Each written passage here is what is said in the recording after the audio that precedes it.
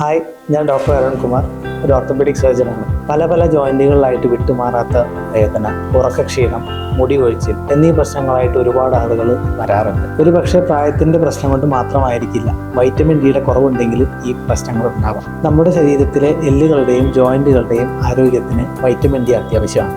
നമ്മൾ ഭക്ഷണത്തിൽ നിന്ന് കഴിക്കുന്ന കാൽഷ്യം ശരീരത്തിലേക്ക് അബ്സോർബ് ചെയ്തെടുക്കാൻ വൈറ്റമിൻ ഡി ആവശ്യമാണ്. സിമ്പിളായി പറഞ്ഞാൽ നമ്മൾ എത്ര കാൽഷ്യം എടുത്താലും അത് നമ്മുടെ എല്ലുകൾക്ക് കിട്ടണമെങ്കിൽ വൈറ്റമിൻ ഡി തന്നെ വേണം. വൈറ്റമിൻ ഡി നമ്മുടെ ശരീരത്തിൽ നിലനിർത്താൻ നമുക്ക് എന്തെല്ലാം ചെയ്യാം? 1. ദിവസവും 15 മുതൽ 20 മിനിറ്റ് വരെ ഇളം വെയിലിൽ കൊള്ളാം. 2. പാല്, മുട്ട, മത്സ്യം എന്നിവ ഭക്ഷണത്തിൽ ഉൾപ്പെടുത്താം. 3.